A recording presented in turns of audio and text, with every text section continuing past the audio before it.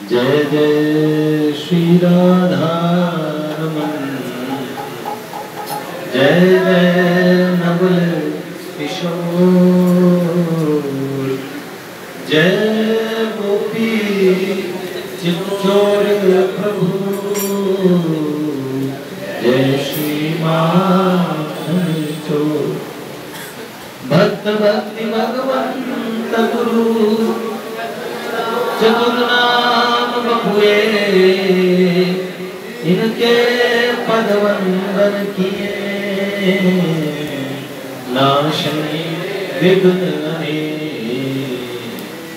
नारायण नमस्कृत्यं नरं चैव नरोत्तमं, देवीं सरस्वतीं व्यासं ततो जयमुदीरये।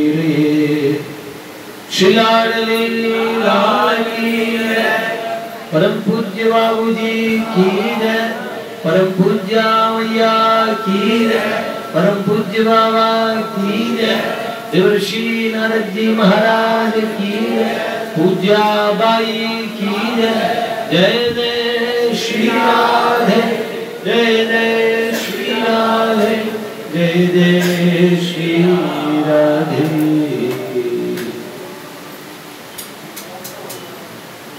देखिए, महापुरुषों का चरित्र बड़ा विशद होता है। तुलसीदास जी महाराज ने राम जी के चरित्र को गाने का प्रयास किया, लेकिन जब संत के चरित्र के ऊपर बात आई, जब बात भगवान महादेव के ऊपर करनी थी, तब तुलसीदास जी महाराज कह उठे, चरित सिंधु गिरजा रमन, निगम न पावई पार, बरनई तुलसीदास किमी, अतिमति मंद गवार। चरित सिंधु है, भगवान शंकर का चरित्र है, महासागर है। मैं अतिमति मंद गवार तुलसीदास किस प्रकार वर्णन करूं महादेव जी के गुणों को, शंकर भगवान के गुणों को। मुझे ऐसा लगता है भगवान का चरित्र गाना आसान है, पर भगवान के चरित्र, प्यारे संतों का चरित्र कहना बड़ा मुश्किल काम है।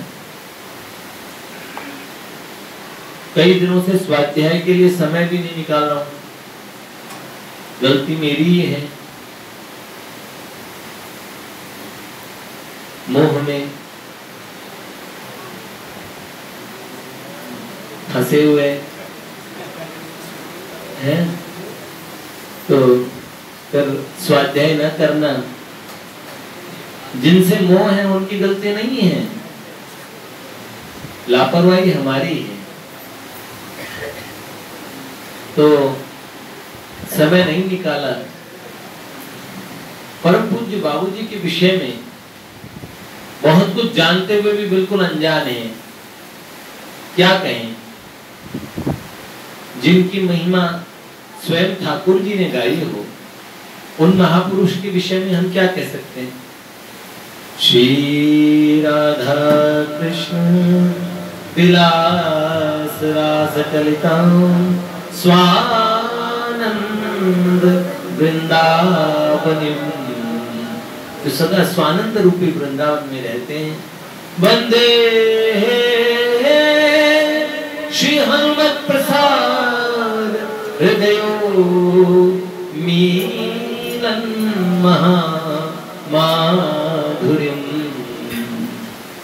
हम तो भाई जी के हृदय को प्रणाम करते हैं। देखो क्या कहें, आप एक संत कह के,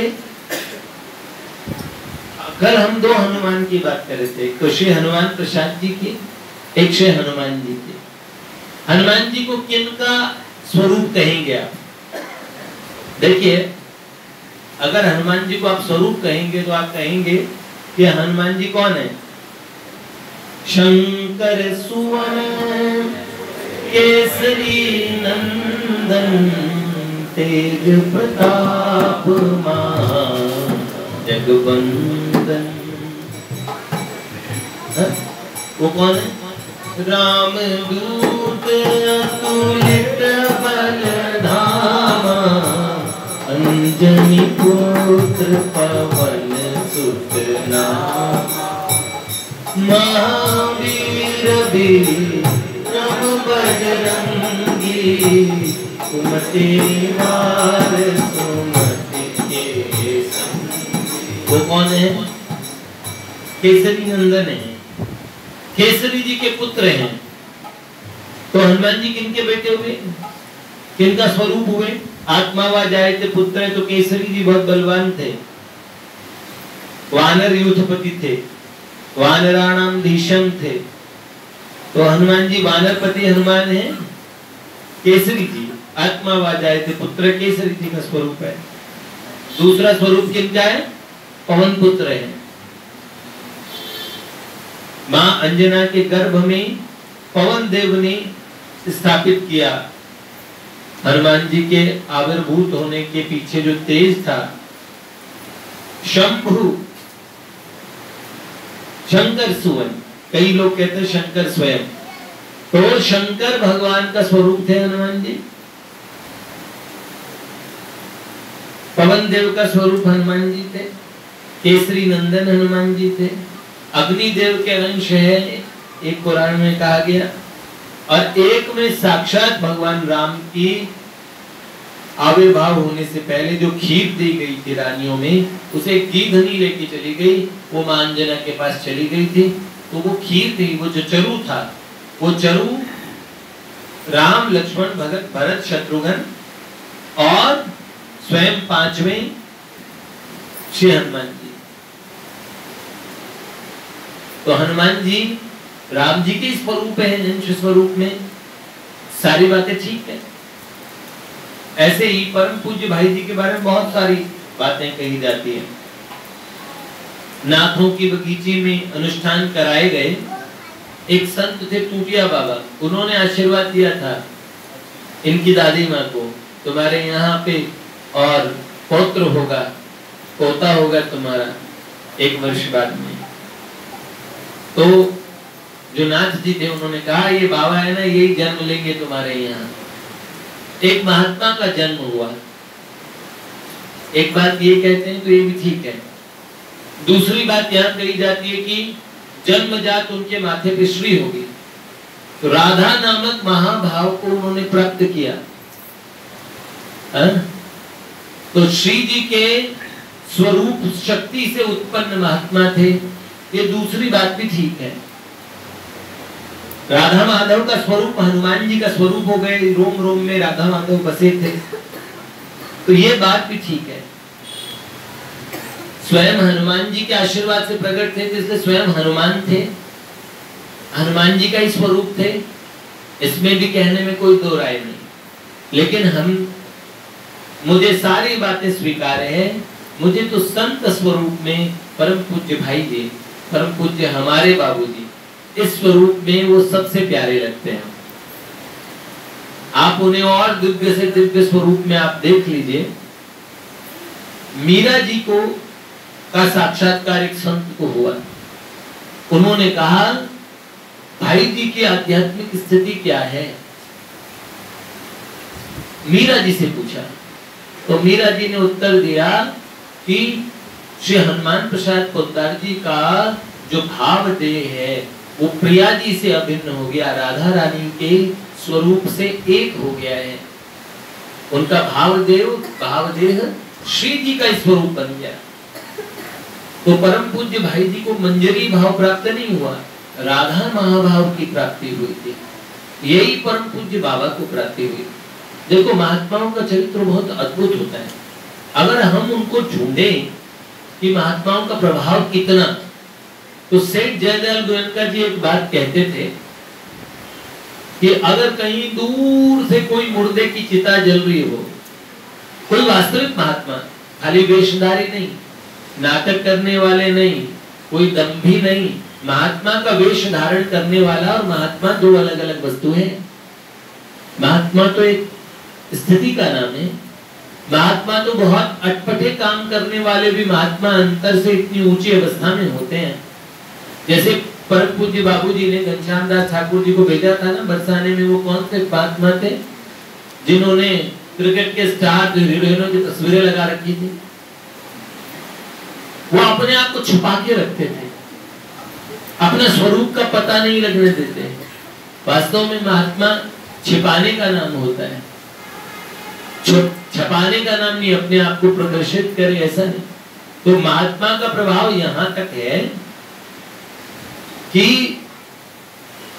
दूर से कोई मुर्दे की और चिता जल रही है, कोई महात्मा ने उसका धुआं देख लिया, उधर वो महात्मा धुआं देखेंगे और इधर भगवान के पार्षद उस मृत आत्मा को लेने के लिए पहुंच जाएंगे।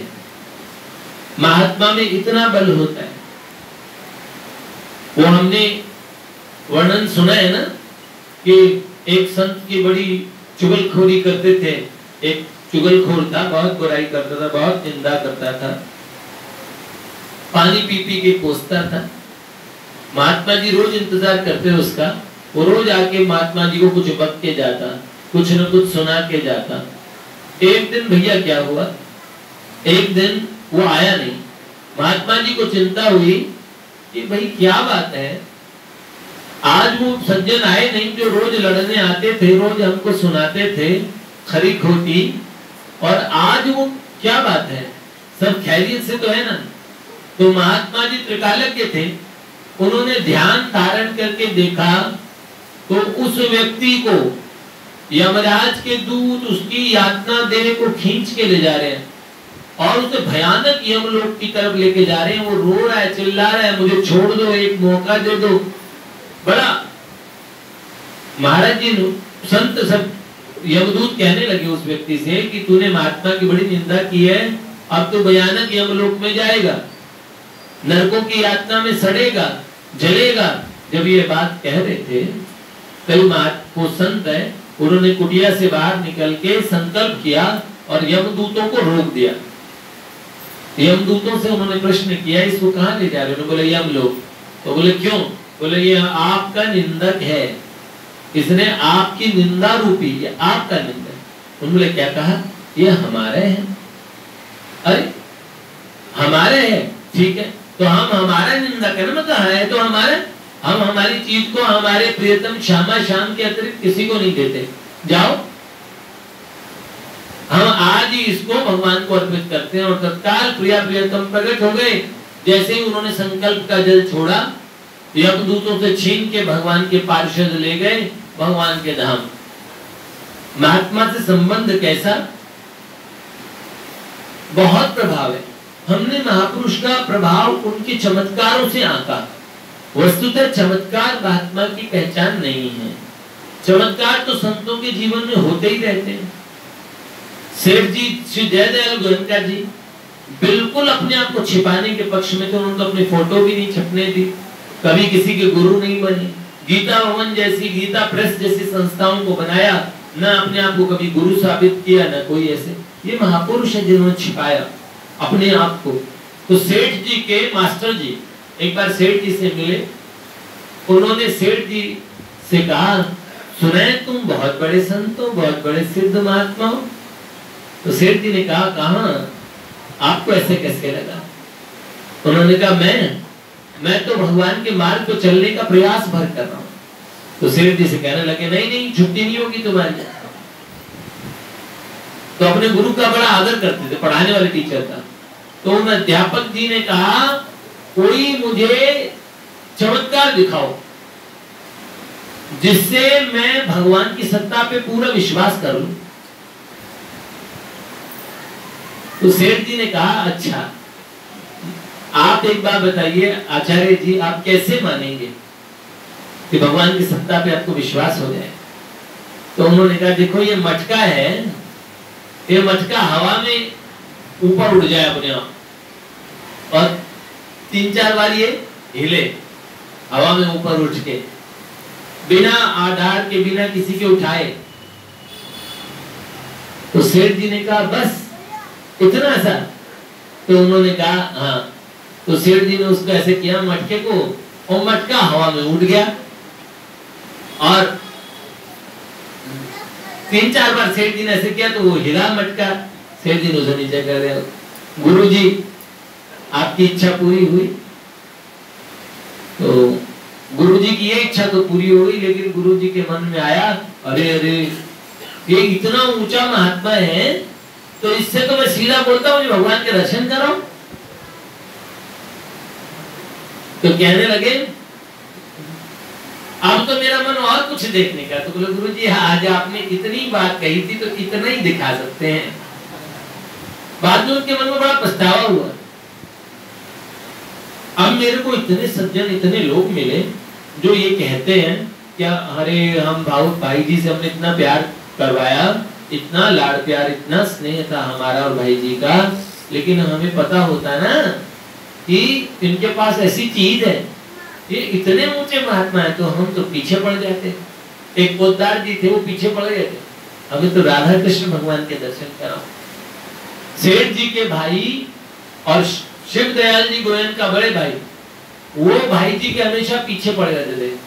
मुझे श्री कृष्ण के दर्शन चाहिए और भाई जी आप करा सकते हैं। अपने भाई जय दयाल गोयनका जी को नहीं बोलते थे, अपने भाई से जब भी बोलते तो सेठ जी कहते चलो ध्यान करो, आरती पालती मरवा के बिठवा देते थे और घंटों ध्यान कराते थे। तो भाई को वो लगता है कि ये ना मैं अपने बलबूते से कभी भगवान की प्राप्ति नहीं कर सकता, तो वो भाई जी के पीछे लगे रहते हैं। आप है ना मुझे आप भगवान की प्राप्ति कराओगे, भाई जी आप कराओगे। और सेठ जी के बड़े भाई, तो भाई जी उनका आदर बहुत करते थे, हमेशा मुस्कुरा के टाल देते थे।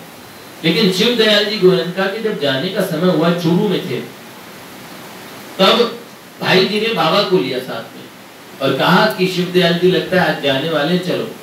बाबूजी बाबा का ये नियम था, कोई आदमी जाने वाला होता था संसार से तो उसके पास पहुंच जाते थे। तो बाबा से कहा भाई जी ने कि बाबा आज आप श्री कृष्ण से प्रार्थना कर दीजिए कि शिव दयाल जी गोयनका को दर्शन दे दे। तो बाबा कह रहे उल्टी गंगा बहा रहे हैं पोद्दार महाराज, आप कहेंगे तो श्री कृष्ण आपकी बात को टाल देंगे, हमसे क्यों कहलवाते हैं। तो उन्होंने कहा नहीं बाबा आप कहिए। बाबा कहते लेकिन बाबा आप कहिए। भाई जी ने उनकी बात सुनी, लगभग 10-12 बार बाबा आप कहिए, बाबा आप कहिए, ऐसे जिद पे अड़ गए। तो बाबा ने कहा अच्छा मैं श्री कृष्ण से कहता हूँ कि आप चलिए। और जैसे ही उस स्थान पे पहुंचे शिव दयाल जी गोयनका अंत समय में, और उनकी दृष्टि जैसे भाई जी और बाबा दोनों आने पे हुई तो बड़े कई और देव से लगभग चेतना उनकी लुप्त थी। लेकिन जैसे ही भाई जी बाबा को देखा, ओहो प्रभु आए, बड़े प्रसन्न हुए, आनंद आनंद आनंद ऐसे बोलने लगे। तब पूज्य भाई जी ने पूछा और भाई जी ने उनसे पूछा और भाई जी ठीक हो। तो लो मैं आपकी नब्ज चेक करता हूं। तो भाई जी ने जैसे नब्ज पकड़ी, नब्ज पकड़ते ही वो कहने लगे आहा श्याम सुंदर आ गए सामने। कैसे भगवान है, श्री कृष्ण के रूप का वर्णन करने लगे। ऐसी मोर पिच का मुकुट है, ऐसे प्रभंग कला ललित, और श्री श्याम सुंदर भगवान ऐसे वनमाला धारण कर रखी है, ऐसी गुंजमाला है, ऐसी मणिमाला है, हाथों में ऐसी अंगूठियां हैं, चरणों में ऐसे नुपुर है, जिन चरणों से गंगा जी प्रकट हुई वो भगवान कितने सुंदर है, कितने सुंदर। ऐसे पूरे स्वरूप का वर्णन किया। उन्होंने कहा अब तो मेरे को आज्ञा दीजिए कि मैं श्याम सुंदर के पास जाऊं। देखो भाई जी ने जैसे ही नाड़ी छोड़ी और छोड़ते ही वो तत्काल भगवान के धाम चले गए, आंखें खुली की खुली रह गई। महापुरुषों में सामर्थ्य बहुत अद्भुत होता है, क्या नहीं कर सकते। अगर हम संतों से एक बात का आग्रह रखें, महापुरुषों का प्रभाव इस चीज से नहीं जाना जाता, बहुत वो हम आपको बताते ही हैं। पंडित कविराज गोपीनाथ महाराज और जब आधी रात्रि में अपने नेपाली शिष्य को लेके गए, कहने लगे कि चलो गंगा जी के तट पे चलो, लेके गए आधी रात में और कहा चलो 5 रुपए की जलेबी लेके आओ। जलेबी लेने चेला गया तो उसने कहा पूरी बनारस बंद है, आधी रात में जलेबी कहां से लाऊंगा, ताजी करे गरम गरम जलेबी लाओ। अरे गरम जब पूरा बनारस का बाजार बंद है, काशी तो पूरा बंद है। लेकिन रात्रि में एक दुकान वाले ने दुकान खोल रखी थी, वो उसके पास गए, अरे आधी रात में गरम जलेबियां चल रहे हो, किसके लिए चल रहे हो, कोई बारात आ रही है? उसने कहा आधी रात कहां, अभी तो 5:30 बज रहे सुबह के। कर्मचारियों से कहा 5:30 बज रहे ना, मालिक ने कहा, सबने कहा हाँ 5:30 5:30। उन्होंने कहा एक बार घड़ी तो देखो। दुकान में घड़ी देखी तो रात के 2:30 बजे थे। उनका सारे नौकरों को भी लगा 5:30 बज गए, मालिक को भी लगा 5:30 बज गए, ये कोई अलौकिक क्रिया से ये लोग पहुंच गए। चलो मेरे गुरुदेव का चमत्कार होगा। 5 रुपए की जलेबियां दोना भर के लेके पहुंचे और देसी घी की जलेबियां, और जैसे ही पहुंचे गंगा तट पे पंडित कविराज गोपीनाथ महाराज बैठे हुए, उन्होंने और कोई चीज बहती हुई जा रही थी, उसे बुलाया। बुलाते ही वो चीज खिंचती हुई आ गई। देखा तो वो एक मुर्दा था, और मुर्दा भी सड़ चुका था, जल में पूरा फूल चुका था, और दुर्गंध आती है मुर्दे में से। नेपाली ने देखा, वो तो बिल्कुल कांपने लगा। और पंडित कविराज गोपीनाथ महामहोपाध्याय ने इशारा किया, वो दोना जलेबी का मंगाया, और जलेबी का दोना जैसे ही मंगाया, आगे किया उस मुर्दे के पास, उसके मुंह के पास किया, ले खा खा। जैसे ही किया उस मुर्दे ने आंखें खोली पटाख से और मुंह खोल दिया। उसके मुंह में उन्होंने जलेबी डाल दी और कहा, मूर्ख, मेरा चेला होके, मेरा शिष्य होके मरते समय 5 रुपए की जलेबी का चिंतन कर रहा था, और जलेबी के चक्कर में पुनर्जन्म लेता। अब जा आगे की यात्रा कर, भगवान के दिव्य लोक में जा। तो महात्माओं का तो ये सामर्थ्य होता है। उस मुर्दे के मुंह में जलेबी भरी और इसकी आंखें बंद हो गई। इतना सामर्थ्य अंत काल में संतों का कितना कितना कहा जाता है। तो भाई जी का सामर्थ्य कितना, उस सामर्थ्य की बात हम नहीं कर सकते। अब लोग तो अब बात करते हैं। कदाचित महापुरुष जब रहते हों उस समय में उनका लाभ ले। मैंने बहुत बड़ी तादाद में उनके जो अनुगमन का लाभ उठा सकते थे, ऐसे लोगों को कम पाया। भाई जी हमेशा ये कहते कहते थक गए कि मेरे को, मैं बात कहता हूँ तुम लोग मानते नहीं हो, अगर मानते तो बहुत अच्छा होता। बाद में हम महापुरुष को याद करते हैं कि अगर हम बात मान लेते, इस समय रहते अगर ये बात मानते, तो जब तक महापुरुष रहते हैं, संत रहते हैं, तब तक हम अपनी बुद्धि का इस्तेमाल करते हैं, अपने हिसाब से चलना चाहते हैं। जीव की सबसे बड़ी बीमारी यही है। अगर हम ये बात कहें, पंडित जी श्री गया प्रसाद जी महाराज से किसी ने पूछा इस मार्ग का सार क्या है, तो उन्होंने अनुगत्य लिख के देते थे। अनुगत्य मतलब जो ये भक्ति का मार्ग है, इसमें अनुगमन होता है। महापुरुषों की हम कहते हैं, एक ने कही एक ने मानी, कहे कबीर दोनों ही ज्ञानी। गुरु जी ने कहा, चेले ने मान ली, बात यही हुई ना। तो हमारे यहाँ ऐसी परंपरा थी।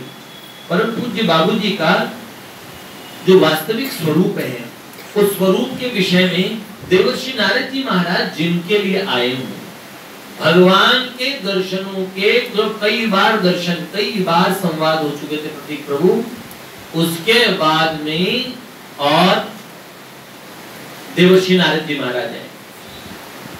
और यहां तक कि नारद जी महाराज ये कह के गए कि अब जब बुलाओगे तब आएंगे, जब बुलाओगे तब आएंगे। एक टाइम में तो शंकर भगवान भाई जी को साधन अवस्था में डांट के गए थे, और एक टाइम में ऐसा हो गया कि भाई जी का स्वरूप क्या हो गया कि महादेव बिना बुलाए उनके घर में, उनकी पत्नी के बिना बुलाए पहुंच गए भगवान महादेव मां अन्नपूर्णा।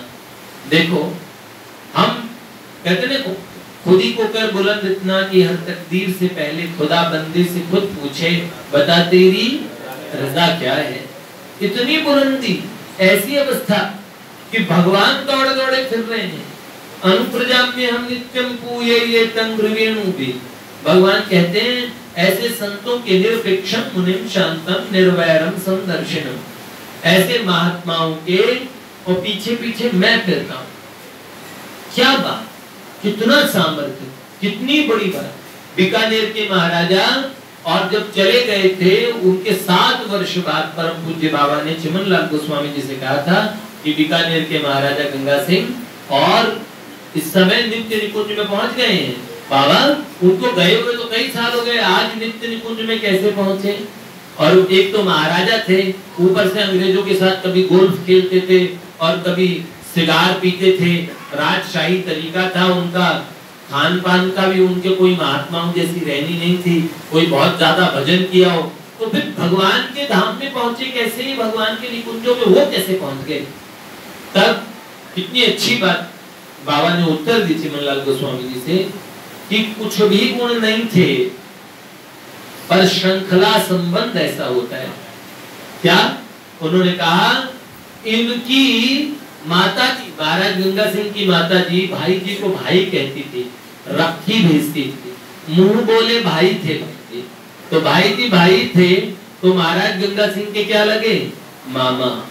और भगवान को परम पूज्य भाई जी इतने प्रिय थे कि जब हम महात्मा से, अगर आपने ध्रुव जी से मैत्री कर ली तो जो ध्रुव जी के ठाकुर जी वो आपसे प्यार नहीं करेंगे।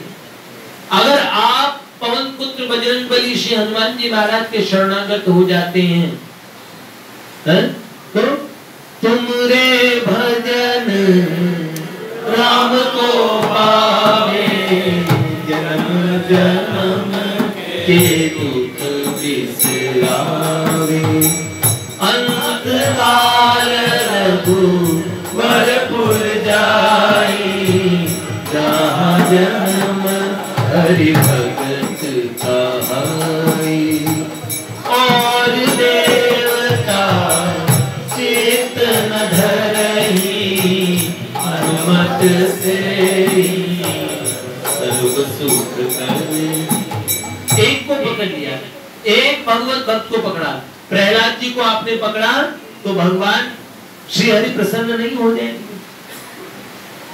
इसलिए श्रृंखला संबंध से, महात्माओं से संबंध जोड़ना अपने जीवन का सबसे बड़ा फायदे का सौदा है। तो भाई जी का जो स्वरूप वास्तविक स्वरूप है, हम तो कौन सा स्वरूप मानते हैं? संत स्वरूप। संत कह देना अपने आप में पर्याप्त। वो किनका स्वरूप थे, किनके अंश से उत्पन्न थे, ये बात आगे के अन्वेषण की बात है। लेकिन इतनी बात जरूर है कि संत स्वरूप परम पूज्य बाबूजी, हम संत हृदय पोद्दार जी नाम की पुस्तक है, कभी आप लोग पढ़िएगा। भावोदधिक पोद्दार जी, संत हृदय पोद्दार जी, ये सब आप पुस्तकें पढ़ने लायक हैं। परम पूज्य भाई जी के परिकरों को इतनी उच्च अवस्था प्राप्त हुई उनके अनुगमन में। तो हम तो बाबूजी से प्रेम करें और रोज यही कहते रहें, हम तो हमारे बाबूजी के बाबूजी हमारे हैं, परम पूज्य जगवंतनी हैं, चरण कमल में करूं प्रणाम, लीला भारी भाई जी, तत् सुख सुखिया मंगल, जब जब होता नाश धर्म का, पाप ताप बढ़ जाए। आपको एक बात बताएं, आप भगवान से कोई प्रार्थना आपको करने में मुश्किल होती हो तो पूज्य बाबूजी से और पूज्य बाबा से प्रार्थना कर लिया कीजिए, बहुत अच्छा। हम तो बड़े आराम से कर लेते हैं और बाबू जी बहुत पास में नजर आते हैं।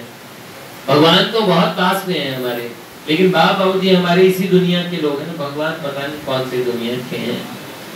है तो ठाकुर जी की दुनिया, ये दुनिया क्या सारी, लेकिन फिर भी ये विनोद से हटके भी बात कहें तो संत जल्दी पकड़ में आते हैं। तो इसलिए संतों के माध्यम से भगवान से प्रार्थना करना अच्छी बात है। जो लोग कहते हैं ना हम अपने बलबूते से भगवान से मिल लेंगे, बेचारे बड़े घाटे में हैं। हमेशा महापुरुष और संतों का माध्यम रखना चाहिए, बीच में किसी को रखो। जो बिचौलिया होता है ना शादी में, जो लड़के लड़कियां खुद शादी कर रहे हैं, किसी को कुछ कह ही नहीं पा रहे। अब आपको बढ़ास निकालने के लिए बिचौलिया तो मिल जाता है, जो बिचौलिया होता है तो तुमको मुझे कह तो पाओगे क्या करवा दिया तुमने, किससे करा दिया। लेकिन खुद ही कर लोगे ना तो फिर किसको कहोगे, किसको कहोगे। कानून इतने कि इस समय पत्नियां धज्जियां उड़ा देगी है। तो इसलिए अच्छा है कोई मध्यस्थ हो। कई लोग कहते हैं बीच वाले की आवश्यकता नहीं है, नहीं, बहुत आवश्यकता है, महापुरुषों की बहुत आवश्यकता है। बिचौलिए नहीं है वो तो आपकी दरखास्त सरकार तक पहुंचाने का एक माध्यम है। और बहुत बढ़िया बात है, आज जब आपके बलबूते से काम नहीं होता तो महापुरुषों के बलबूते से काम होता है। जय जय श्री राम।